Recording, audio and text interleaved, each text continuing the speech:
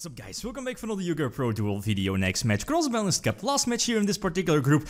Both these decks still have a chance to move on to the top 16 playoffs, so obviously the deck that wins this one will move on as the second place list for this particular group. So first of all, we have Lightsworns. This is pretty much the same Lightsworn list from back in the TeleDAD era, so like 2009-ish, but again, access to card of safe return and then the full zombie engine, right? Mizuki, Plague Spreader, Burial from a different dimension, and the fact that, you know, card of safe return is not once per turn makes this deck very strong and on par, at least on the same level as TeleDAD. Second list, we have Qliphorts. Qliphorts are again very close to move on to the top 16 playoffs, but in the past they have been, well, like unlucky, right, against a couple of other decks, or, you know, like Heavy Storm has been a card, as I remember from like the previous editions, that has been a problem for Qliphorts. But now again, a chance or a shot to move on to the top 16 playoffs. So which deck has the advantage? I feel that Qliphorts, due to the Pendulum Mechanic, Master Rule 3, and of course Triple Vanity's Emptiness, Triple Skill Drain, and the lack of spell and trap destruction in the Lightsworn list. In theory, Qliphorts should have the advantage over the Lightsworn list.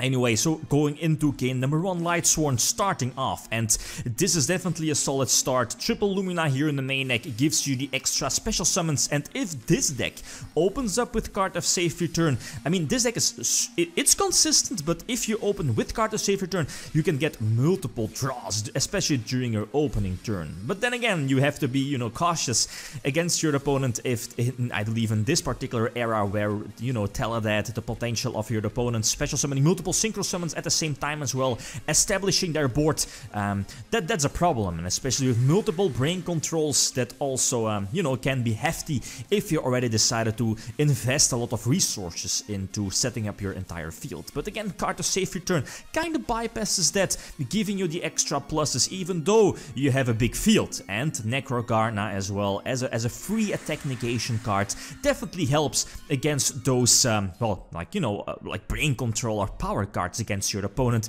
if they want to get rid of your setup. So going second, his opening hand isn't really that fantastic. Normal summoning, stealth, equipping indeed a sacrifice, but yeah, the two sets again very dangerous, and my opening hand is again very solid.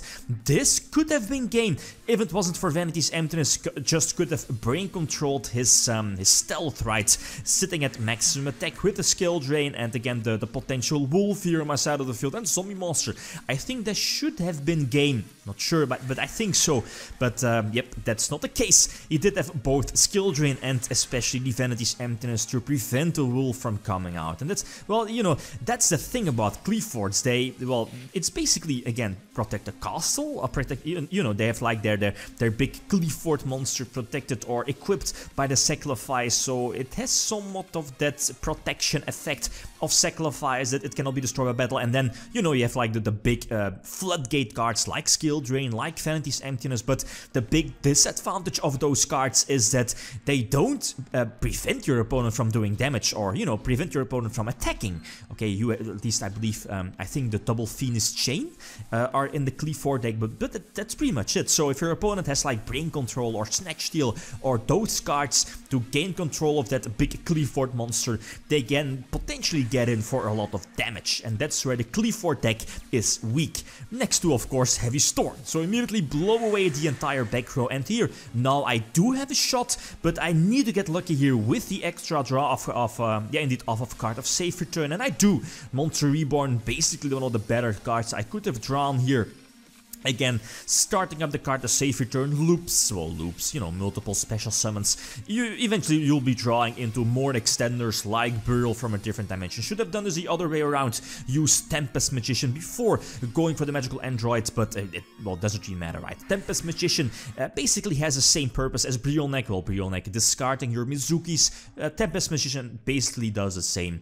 And on top of that, it could potentially give, well, some extra burn damage, for example. So game number, is it game number 4? I think so. So again, Qliphorts start off indeed much better than before. Again, those two sets, quite dangerous again, be cautious, but whatever. I think my only play here is normal summon Lila and hope I can pop the sets. Maybe those sets are like, maybe an Emptiness and Bluff or whatever, but nope. One of the sets again being skill drain, so that's a problem.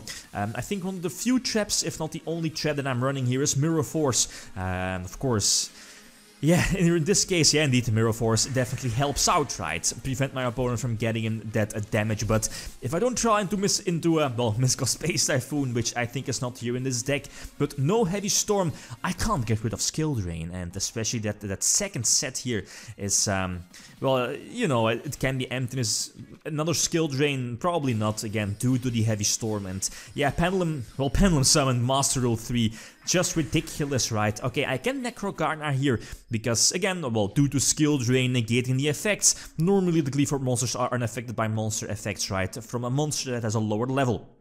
But due to Skill Drain, I can negate the attack. So it's a 2-2er. So game number 5 again, I get to start, and that's what I want. Opening with, I think, double charge, that's good. But, you know, no further plays, and that can be problematic. No big monsters on my side of the field. Again, now, you know, okay, I had a couple of mills during my first turn, so I can, you know, like, use Lumina, use Zombie Master, whatever. I have my grave set up, but the problem here is my opponent got the one extra turn to set Skill Drain, set Emptiness, and again, if I don't have Heavy Storm, it's hard for me to win, or, you know, it's either Heavy Storm, or as you saw, was it in game number 2 or 3, where, you know, like Brain Control and then those cards to immediately push a lot for damage, or push for game.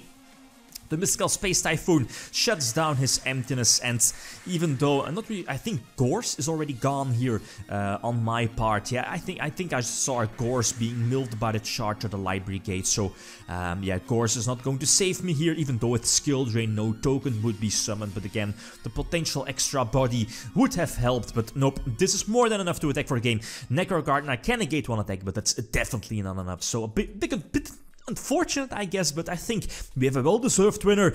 But yeah, the fact that, you know, triple Emptiness, triple Skill Drain is just so good against mainly older decks. Qliphorts do have problems against more recent decks, but again, the older decks are more dependent, or more depending on the spell and trap destruction, like Heavy Storm, and here in this case, it didn't really work out. No multiple Twin Twisters like in the last matchup, right? So again, some extra rules to prevent spoilers. Lightsworns starting off with, not that great, setting the Plague Spreader and, you know, hoping with, like, Solar Recharge to send Wool or something from your deck to the graveyard to potentially get the extra plus off of card of safe return. Nothing to lose other than the opponent potentially getting rid of it during his turn if you weren't able to plus out of it during your first turn. And only one set, no Sacrifice equipped, and now I can play around that. Even you know, this hand was terrible, definitely terrible, but thanks to those kind of creepy cards, broken cards here in this deck, triple Bureau from a different dimension, and the fact that you can reborn your revived King Hades, this I think is, yeah, this should be enough, more than enough to attack for a game. You know, the scout payment, and that's a problem of Qliphorts again. They pay so much life points, scouts multiple times, Skill Drain again multiple times, so that's again the problem for Qliphorts, and especially if the deck is not able to hold off attacks, that's where the weakness is. So an extra duel doesn't really matter, right? Just some fun games. Again, going first, this is okay. The plus out of a card of safe return, and not really sure, is it Mirror? Yeah, indeed, Mirror. Okay, Mirror Fort is good. Gets rid of the Sacrifice, and I'm not really sure if taking the risk here of attacking with double Sacrifice, or did he activate Pot of Duality? No Pendulum Summon, so I assume the Pot of Duality was activated, but again, 2 sets, he needs the Emptiness. If there is no Emptiness, I should be able to push for game again, thanks to Malicious, so OP, triple Malicious in the Lightsworn deck, you know, multiple Plague Spreader, multiple Mizuki, card of safe return, you're just asking to get OTK'd, and that's what happens here. So the 2 extra duels, Lightsworns performed well, but sadly not in the, you know, the main match, but that's how it is.